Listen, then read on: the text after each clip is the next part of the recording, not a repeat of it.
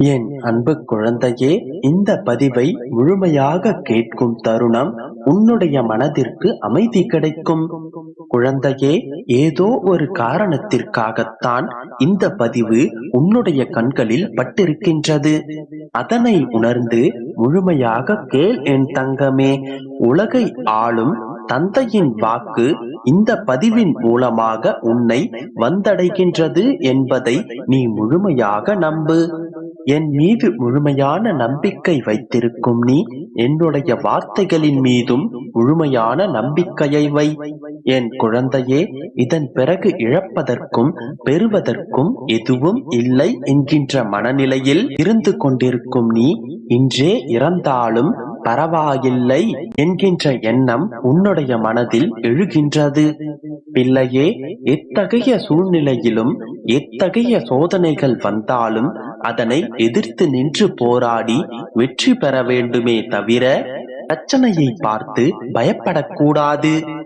நீ என்னுடைய பிள்ளை, தைரியத்தோடு போராடி பிரச்சனையை வெற்றி பெற வேண்டுமே தவிர கோழையை போன்று பிரச்சனையை பார்த்து பயந்து ஓடி ஒளிந்து கொண்டு வாழ்க்கையை முடிப்பதற்கு நினைக்க கூடாது. நீ விரக்தியின் விளிம்பில் இருக்கின்றாய் என்பதை நான் அறிவேன். குழந்தையே, எல்லாம் மாறும் காலம் விரைவில் வந்துவிடும். நீ கதறி அழுத நாட்களும் கண்ணீர் வடித்த நாட்களும் நிச்சயமாக மாறும் காலம் வந்து விட்டது. வாழ வழியில்லை என்று புலம்பாதே. நீ பயணித்துக் கொண்டிருப்பதுதான் உன்னுடைய வாழ்க்கை. அதனை நினைவில் வைத்துக் கொண்டு உன்னுடைய வாழ்க்கையில் முன்னேறு. உன்னுடைய கஷ்டத்தில் உன்னை கைவிட்டவருக்கு நன்றி கடன்படு. அவர்கள் உன்னை கைவிட்டதால் தான் உன்னையே நீ அடையாளம் கண்டு கொண்டாய். நீ எந்த அளவிற்கு பாரங்களை தாங்குவாய் என்பது எனக்கு தெரியும். அதனை மீறி உன்னுடைய வாழ்க்கையில் உனக்கு எதுவும் நடந்து விடாது. அடுத்தவரை காக்க வைப்பதும் அலட்சியப்படுத்துவதும் தான் தங்களின் தகுதிக்கு அழகு என்று பலர் நினைக்கின்றனர். உண்மையில் அவர்களுடைய தகுதியை தாழ்த்தக்கூடியதே அந்த பண்புதான். குழந்தையே, எல்லோரிடத்திலும் உதைப்படும் கால்பந்தாய் இருக்காதே. சுவரில் எறிந்தால் திரும்பி வந்து முகத்தில் அடிக்கும் கைப்பந்து போல இரு. நடந்ததை நினைத்து அழுது கொண்டிருப்பது வாழ்க்கையல்ல. அதனை மறந்து நம்மை அழ வைத்தவர்களுக்கு முன்னால் சிரித்த முகத்தோடு வாழ்வதே சிறந்த வாழ்க்கையாகும். நம்முடைய கஷ்டத்தில் நமக்கு உதவாத எந்த உறவினர்களும் நாம் நன்றாக இருக்கும்போது தேடி வந்து உதவினாலும் அந்த உதவியை ஏற்றுக்கொள்ளாதே. பிரார்த்தனை செய், கடவுளிடம் செல்வாய். தர்மம் செய், பேரின்பம் காண்பாய். நம்பிக்கையோடு இரு, நல்லதே நடக்கும். என் குழந்தையே, பெற்ற தாய் உன்னை மறந்தாலும், நீ பெற்ற பிள்ளையே உன்னை மறந்தாலும், உன்னுடைய உடன் பிறந்தோர், உன்னுடைய மனைவியார் உன்னை மறந்தாலும், யார் உன்னை மறந்தாலும் ஒரு நொடி கூட நான் உன்னை மறந்ததில்லை. உன்னுடைய ஒவ்வொரு அசைவுகளையும் நான் கவனித்துக் கொண்டுதான் இருக்கின்றேன். பிள்ளையே, பிரச்சனைகளை சந்திக்கும் நேரத்தில் நீ யாருடைய உதவியும் இன்றி தனியாக போராடி நின்று வெற்றி பெற வேண்டும் என்பதற்காகவே தான் நான் உன்னை விட்டு விலகி நிற்கிறேன். ஆனால் நீயோ அதனை சமாளிக்க எந்த ஒரு முயற்சியும் எடுக்காமல், அப்பா என்னை கைவிட்டு விட்டாயே, நான் இத்தனை கஷ்டங்களை அனுபவித்து வருகின்றேன், நீங்கள் பார்த்து கொண்டு அமைதியாக நிற்கின்றீர்களே, உங்களுக்கு கண்களே இல்லையா? நீங்கள் கடவுள் இல்லை, வெறும் கல்தான் என்று என்னை கடிந்து கொள்கின்றாய். குழந்தையே, நீ என் மீது கோபப்படுவதால் அதற்கு நானும் உன் மீது கோபப்பட மாட்டேன். ஏனென்றால் நீ என்னுடைய பிள்ளை. உலகத்தை அறியாத பால் போல் வெள்ளை மனம் கொண்ட என்னுடைய செல்ல பிள்ளை. இந்த உலகம் என்னவென்று இன்னும் நீ அறிந்து கொள்ளாமல் இருக்கின்றாய். ஆனால் நானோ இந்த அகிலத்தையே ஆளும் ஆண்டவன். அண்டமும் நானே, அகிலமும் நானே.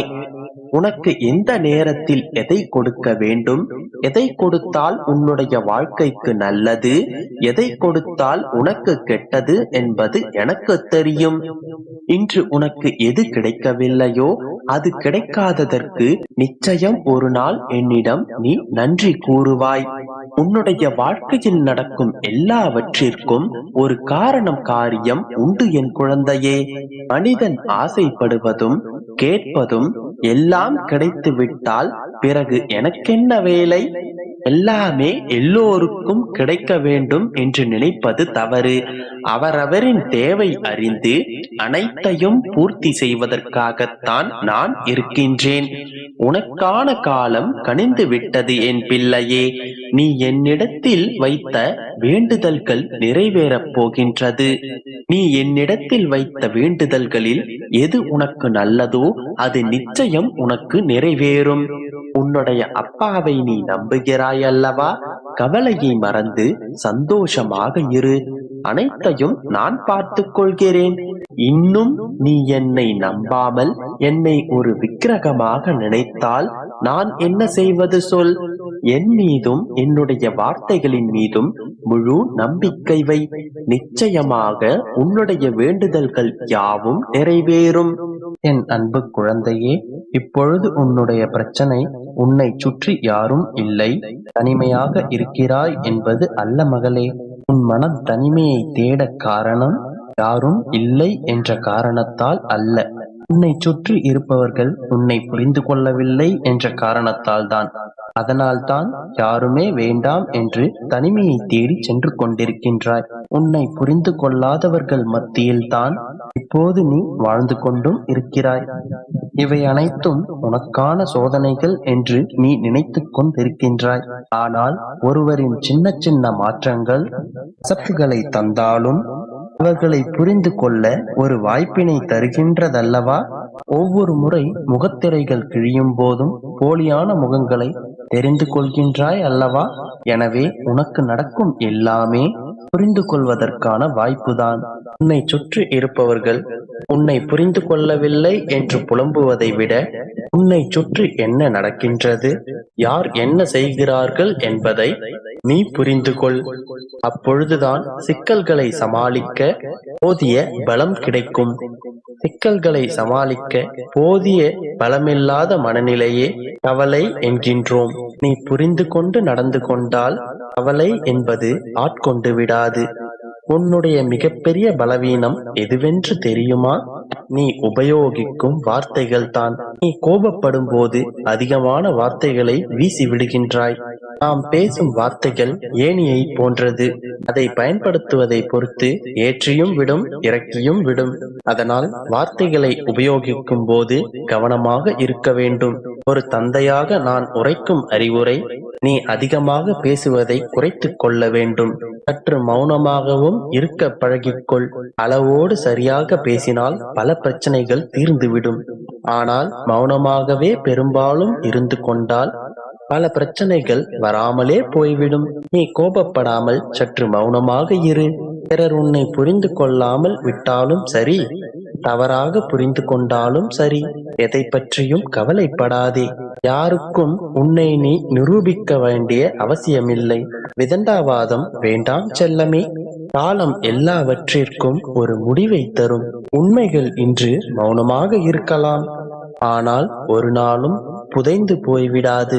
உண்மையோடும் நம்பிக்கையுடனும் மட்டும் இரு. எல்லாவற்றையும் நான் பார்த்துக் கொள்கின்றேன். நீ கவலைப்படாதே என் செல்லமே. எல்லாம்